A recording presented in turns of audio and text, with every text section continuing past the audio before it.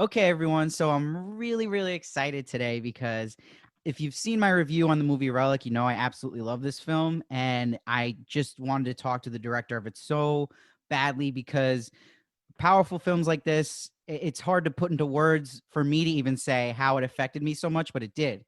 So I thought maybe if I talked to the director, she'd have a better job explaining how she put in these wizarding tricks and these effects of an and what blows my mind about it is that this is a director, this is her feature debut. She also co-wrote it. I am joined by Natalie Erika James. How are you today, Natalie? Really well. Thanks for having me. And what an intro. Amazing. Thank you. No, you deserve it for making such an incredible film. I think there was so many things about it that really stood out to me. The first thing I wanted to say was when I was watching it, what spoke to me audio wise was that hmm you're barely using a score here, and there's so much silence to it that's so effective and makes it more creepy and Mm. scary. So, because it's your first film, I wonder, like, was this a super conscious choice on your part to let like sound kind of carry the way with like the creaking noises? Because it's a confident move. It obviously works, but like, what were your thought process on like how you'd handle the score and stuff? Yeah, no, we definitely wanted to try and stay away from a more traditional orchestral score. That was really conscious. I'm always a big fan of kind of using diegetic sound or sounds that already exist in the world of the film and heightening them in some way and making them unsettling through using that sound. And so with our sound designer and composer, one was in Sydney, one was in LA, but they actually worked really closely together because they each recorded sounds and spent some time amassing a bit of a library that they shared. So the end result was when we brought everything together, it kind of felt very cohesive because they were using essentially the same, oral language. And yeah, it was just a matter of kind of combining the two in the sound mix. So yeah, kind of. I guess were really looking for an organic kind of sound. It's tricky to find the sound of growing mold. Yeah. um, but yeah, we really wanted the house to have a presence and to give a sense of that through the sound. Yeah, and I think it matches so well too with like there's this just like quiet eeriness to it that also works visually with the lights flickering that you have in the beginning and throughout setting this hmm kind of mood in the house. And hmm I'm curious too that this is a question a lot of fans had about this film, but so Yeah. with sound and the knocking, earlier in the film they noticed there's knocking over the mantelpiece. Was that the grandma in the house at that time? Yeah, that's right. It was, That okay. is, yes. So the idea being that she's, instead of you expect that she's kind of trapped or, missing out in the woods somewhere, but she's actually in fact trapped inside the house. So That is great. yes, uh, a lot of the time we try to draw as much on reality and the reality of the experience of Alzheimer's, and there's this common phenomenon that occurs where lots of people with Alzheimer's, they're something to do with music kind of being like a conduit of memories. And Mm. so often if you play music for them, they'll still remember, the song itself. So we were kind of really fascinated by that idea, and that's why, in some ways, when Emily's character is playing that song, it almost brings her out of the labyrinth itself. You could read it like that. Okay, so that's really interesting because even when you bring up just the Alzheimer's part and dementia here, Mm. it's a deeply personal film, you've come out and said. I have to ask, I mean, that's also why it spoke to me a lot, and you do it in such a way that's not on the nose, but it's getting you almost subconsciously, if that makes sense, as an audience member. Yeah. And I wanted to ask you, just for people aspiring to write, when you're writing a script like this Yeah. and you're taking, deeply personal maybe events it's rooting from, how are you translating that into like a script when you set out? Like, is it a very Yeah. similar, or is it you kind of just using a little base of it? I think Yeah. it's just comes down to the emotional truth of the experience. That's Mm. all you're really transferring. Like the closest thing I would say that I've had happen, because the film is so heightened, is when your loved one kind of is talking to people who aren't there, Mm, or is convinced that there's someone, like my grandmother was convinced there was a man in her closet. And mm, that wasn't the case, but you still right. get very freaked out by that notion.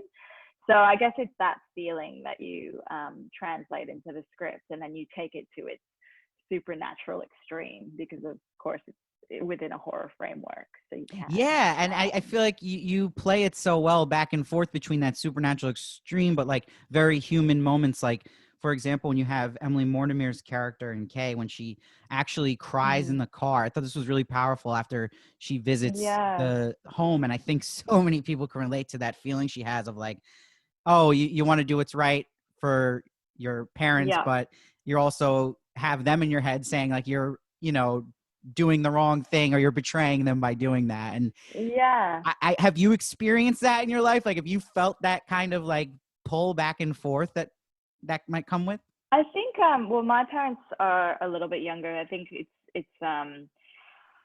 was more based on my observations of my parents' relationships with their parents, and there can be a real resistance to being looked after because there's a real shift in dynamics as well.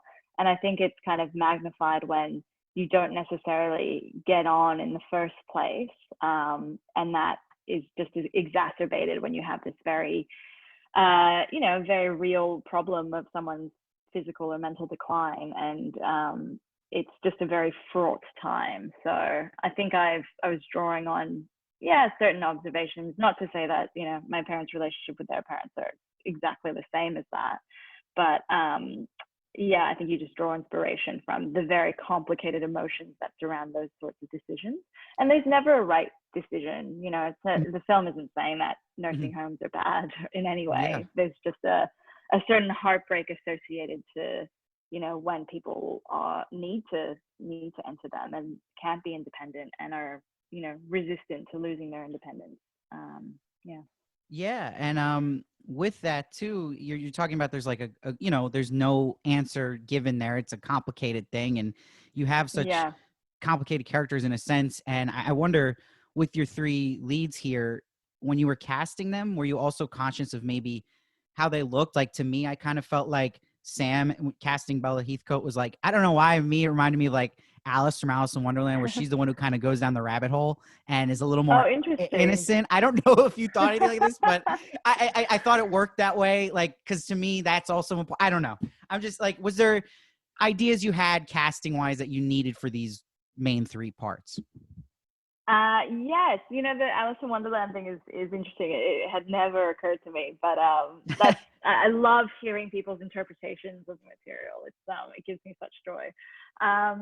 So I guess Edna was really important because she has to play so many. The actor has to play so many facets of that character, and it was really key that the audience was really sympathetic to her as well, even though she obviously, lashes out, and there's a question about whether there's something sinister going on. So I was really looking for someone who could play both sides to her, or the many sides to her. And Robin Nevin, is such a, she's a force. Like, she is a brilliant actor, in that she can convey vulnerability so well, but then also she can dredge up anger very quickly as well. And so she had that kind of double-edged vulnerability and brutality to her. Yeah, that's one example of very important casting choice. Yeah, no, and I think you that totally came off that way. And Mm, I thought what was interesting too was that the decision writing wise that you didn't make it like, oh, let's do a bunch of flashbacks into Sam and right. Kay's backstory. And I think that worked really well. Sure. But like that's another thing I'm talking about, like with the confidence you had here. Like, can you kind of give your kind of philosophy on that? Because a lot of people think too many movies do that, and that you sometimes need it and sometimes you Right. don't. Like, what made you not want to do it here, if that makes sense? Yeah, I mean, I guess sometimes, I mean, flashbacks are perfectly fine, but sometimes they can feel like you're holding the audience's hand too much. Mm-hmm. And I think, maybe filmmakers need to give audiences a bit more credit. I mean, you want what you're saying with the film to come across in a way. You don't want to alienate people, but I think not I kind of embrace ambiguity a little bit, and I don't think everything needs to be spelled out so Yeah. clearly on screen. So yeah, I'd say that's kind of my general approach. So I also really want to ask you too, because you're working with, amazing actresses here. And I thought Yeah. the most brilliant acting by Emily Mortimer in this film was actually Hmm. in one of the most brilliant ideas thought in the film was with the post-it notes that appear that, you know, Ah, yeah. show Sam what's really happening with the grandma. And she's like writing a note to remind herself that of her name. And then to then have it come to that "you are loved" moment that Hmm. um, Kay sees. Can you kind of just describe on set what that was like in directing Emily in that moment and how you kind of guys get on the same page of such a complicated scene where Sam's leaving out the door, the grandma's on the floor, and Kay's kind of in this Yeah. like big moment. Like what was like the process like for you there and Emily? Yeah, I mean, I think what was really brilliant with all three of the actors, but also, with Emily in particular, was that we never really approached it like a horror film. Mm, There's obviously a lot of horrific things going on and really heightened things going on, but I think you just have to focus on the what's the underlying kind of emotion, or the yeah. I think you almost have to think of the real world context and the real world emotion that is tied to that situation. So even though it is heightened with Edna kind of falling apart quite literally on the floor, it's more relaying that to kind of your real lived experience, I think, and just no, finding the parallel. yeah, that's amazing. And honestly, like it's such a great moment because it gives you like this emotional payoff that leads to I think the best part of the movie, which is the final scene. And Oh, great. I think this final scene, I'm not just saying this, like will go down in like cinema history as like iconic. And that's why it's crazy. It's your first movie that like I was blown away. Oh, that's And- so flattering. Thank no, I you. know, and I know I'm sound like I'm blowing a bunch of smoke up your butt, but like hear me out. Like this, I was watching, I literally said if Roger Ebert was still alive, he would say that scene was that way. Like there's something special about it. And I I wonder seeing Kay put her grandma on the bed, pulling the skin off. It's creepy, it's eerie, it's powerful, it's sad. It makes you feel so much. And it also really hits that horror point because it's like a real life horror, but it's also mixed in with like this Yeah. visual horror. But I Yeah. wonder, I mean, also too, I love that Sam comes in the room. They're lined up, the three generations of woman, and then she sees Kay's skin starting to peel too. It's like this thing we all have to face, and that we're decaying. Yeah. And I want to know because you again with writers, you hear all these different philosophies about writing, but like, did this end come to you midway writing the script, or was this like from the beginning you knew this was the end point? Can you talk to me about that a little? From the first draft, it always ended with the family members in on a bed, like lying down together. It went through a few iterations, and originally the menace, or the other, we call her, who Edna eventually becomes, she originally in the original script was actually someone separate, so it was almost like a doppelganger. And then we decided that it made more sense for her to be, because it is essentially the same person. It's just that they're becoming someone else or losing parts of themselves and changing on the inside. So yeah, we kind of combined those two things. So it was a little bit different, but it always ended with the same sentiment. So was it, but So that scene, like, was that just a hmm. vision in your head? Like, how do you like, my question really is like, how do you even like envision it? It's such like it's so different that scene, but like, did you just like one night you were sleeping, you're like, oh my God, like I got to get this on film. Like, how did that even get there? You know? Yeah, who knows where these images come from. Like Yeah. I used to have if I look back, I used to have like a recurring nightmare as a kid about my mum dying, Mm, and going out into this field of red flowers and finding her coffin, and then I'd open the mm, coffin and she'd be like a skeleton. So that maybe that, all these subconscious things that just have an impact on you in some way that you don't really recognize at the time.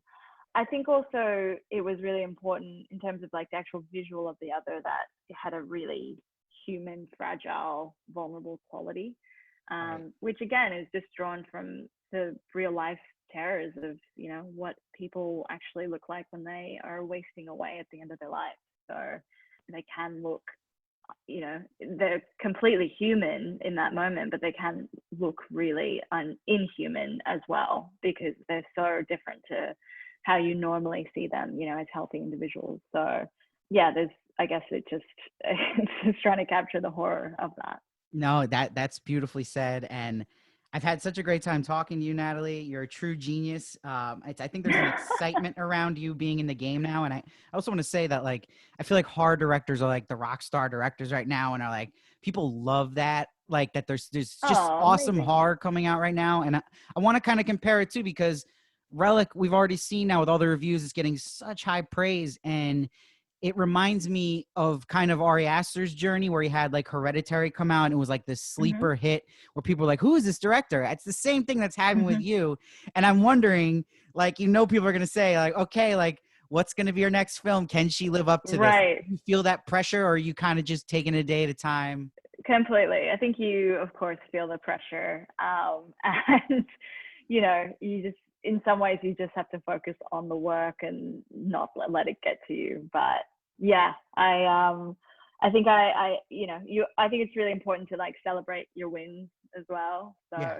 So to enjoy it and not let the pressure of what's next kind of take that away. So yeah, I I, appreciate you saying that. That's really lovely. no, yeah, and before we go to, I just wanted to ask: is there anything else you wanted to promote, or any future projects that we should look forward to, or anything you want to plug in general? I'm writing a few things at the moment, but the one that's kind of furthest along is a folk horror set in Japan, and it's very much kind of in the vein of the Wicker Man or Rosemary's Baby. And I guess if, you know, Relic was about death and mortality, this is the opposite. It's about birth and creation and motherhood and sacrifice. So Oh, that's yeah, so exciting. And that's going to be a feature? that'll be a feature. Oh, Yeah. that is awesome to hear. I cannot wait. Everyone, please, I don't know what you're doing if you haven't watched this movie already, but check out Relic. Now it's streaming video on demand and drive-in theaters. Natalie, thank you so much for joining me, and I hope to talk to you again someday in the future. Thanks so much, Steve.